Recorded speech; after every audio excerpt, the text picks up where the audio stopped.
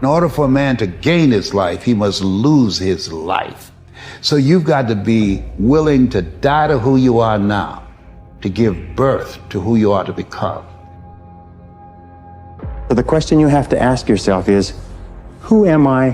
Where am I going? What do I want to accomplish? 3 major areas of goals that you have to think about. The first is your personal and your family goals. These are the reasons why you're alive. What do you want to accomplish for yourself and for your family? Write them down. Define them clearly. The second set of goals that you have to ask is your business, your career, your financial, your material goals. What is it that you want to accomplish in the external world? Where do you want to make your contribution? The third type of goals you have to ask about are your self-development goals.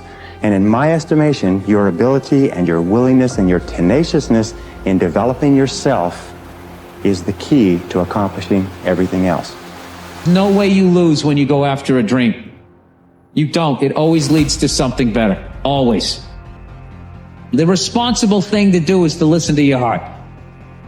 It wasn't hard to work at the shitty job because I was always thinking about the exciting job I was going to do afterwards.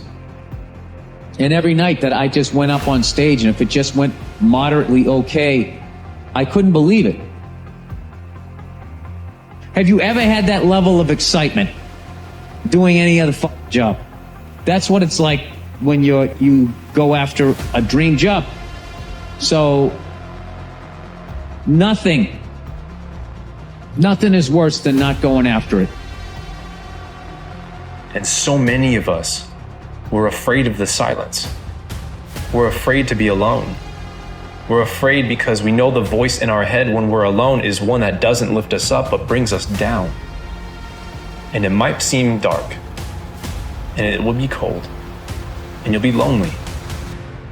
But I promise, as you work through that cold and dark place, you will find who you are. You will find your voice. You'll understand who you are when there's no support around you, because I hate to break it to you, that's going to happen on this path to growth and this path to success. The truth is, you gotta find something within. You gotta find something within, and that's gotta push you, and that's gotta elevate you, and that's gotta drive you, and that's gotta move you. And when you find out what your why is, when you find your why, you don't hit snooze no more. When you find your why, you find a way to make it happen. This is not the end. This is your new beginning. You have the power to change your story. No one and no obstacle can take that away from you. Nobody's coming along to fix your problems for you. Nobody's going to wake up tomorrow and go out of their way to come up with some sort of master plan as to how you can be saved from your reality. The fact of the matter is, people are wrapped up in their own life. They got stuff going on. They've got problems of their own that they're trying to solve. And you know what they're not doing? Asking how you can fix it. So instead of sitting around waiting for someone to come save you, figure out how to save yourself. What if life wasn't about happiness? What if life is about experiencing every aspect and every emotion that life has? Wouldn't you want to experience the full set and range of emotions that life has to offer you? The sadness, the heartbreaks, the joy. Morphati, which means love of fate. And it basically means love everything that happens to you as a way of learning and as a way of toughening yourself. Life involves pain. Life involves loss. The people that you know are going to die. You're going to get ill. You're going to have terrible things happen to you. People are going to screw you. Bad things are going to happen. That is life. That's what life is about. That's what any animals had to deal with. That's what you have to deal with. If you complain and you wish things were otherwise, that means that you don't love life. You don't like life. You don't accept it. Be the opposite. Accept everything that happens and find a way to love it and see the purpose behind it. Here's a habit that I do. Maybe it might be of some value to you. I get up in the morning and I start writing what great ideas that I can think of today that can improve me and that will enable me to reach my goal. And I just let my mind flow. Sometimes I write 15, 20 ideas. Some days it's more difficult than others. One idea can change your life. One idea can turn your life around. Deciding that you're going to focus to develop your skills. A guy was the new owner of a baseball team that was in the basement of the league when he took it over. He went to the pitcher and he said, what is your best throw? And he said, well, I got a good curveball and I've got a good fastball. And he went on talking about his different throws. He said, but tell me this, what is your best throw? He thought for a moment. He said, I've got a good fastball. He said, that's all I want you to work on. Nothing else. Just develop your fastball. The next year, they went to the World Series. Most people don't know where their fastball is. Most people go through life never discovering what their talents are. Most people never develop their talents. They have skills and abilities, but if you don't nurture them, if you don't develop them, they will never serve you. Your gifts can take you many places if you develop your gifts. Most of us don't like to do those things that come easy to us. I've always loved to talk to people. I decided, taking this advice, to develop my skills as a speaker. And my gift has developed and it's taken me many places. You have something that you brought to the universe. And that if you decide that my life deserves my developing, this is what I do well. And becoming the best at it and mastering myself and seeing what I have within me. If you decide to drop your buckets where you are and develop your gifts, I grant you, you'll never ever be without. I grant you that your gifts will take you places that will literally amaze you. I grant you that if you begin to work to develop your gifts, you'll develop a strong sense of happiness. You'll get a larger vision of yourself, because part of beginning to get a larger vision of yourself, all of us need some area of our lives where we can have a feeling of competence. That people know when they think about this area, that's something you do. That you eat and sleep that. And that you do that. You do that. And people know it. And you know it, and you know that you know this. If you don't know anything else, you know this. Can you tell I know what I'm doing? Oh, hello. You know this. So you've got to work on it.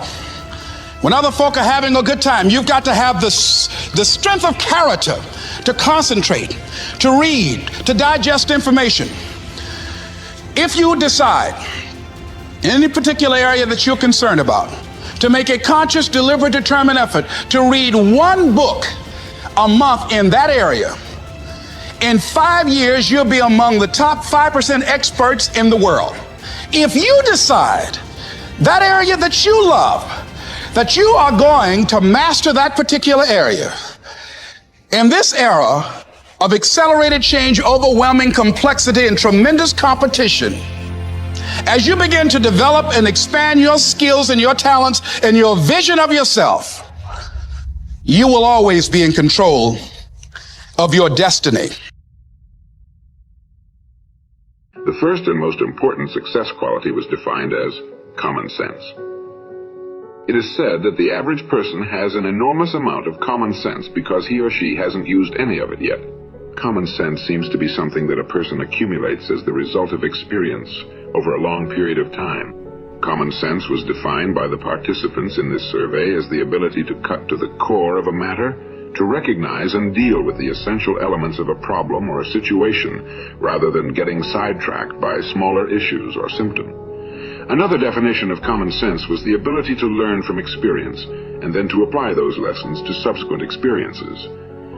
Common sense was seen as a core quality that enabled a person to become increasingly more effective over time. Perhaps another word for common sense is wisdom.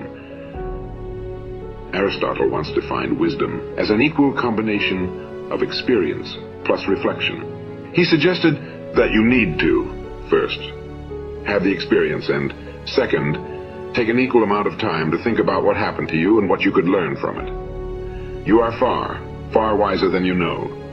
In fact, based on your experience, you probably have the ability to be far more effective than you are just by applying what you have already learned. The problem for most people is that they simply do not take enough time for reflection. They do not take the time to sit, write, think, and dialogue with others about their experiences. Socrates once said that we only learn something by dialoguing about it. You only really understand something to the degree to which you can discuss it with others or explain it to a third party. Your ability to translate your experience into words, which only comes through thinking and reflection, is essential for your growth in wisdom and common sense. I would add one more ingredient to Aristotle's definition of wisdom, and that would be knowledge. Wisdom comes from equal parts knowledge, experience, and reflection. First you learn, then you practice what you learn, then you take time to think about what happened. When you turn off the television or radio, or put down the newspaper, and begin spending more time talking and thinking about what has happened to you, you begin to grow at an exponential rate. Perhaps the two best questions I have learned for personal growth are these. After every experience, successful or unsuccessful, stop and do an instant replay of the experience, preferably on paper. And ask yourself first, what did I do right? And second, what would I do differently? If you take a piece of paper and write at the top of the page, what did I do right? And then write down every single part of the experience that you did correctly. You will be accelerating your development of common sense.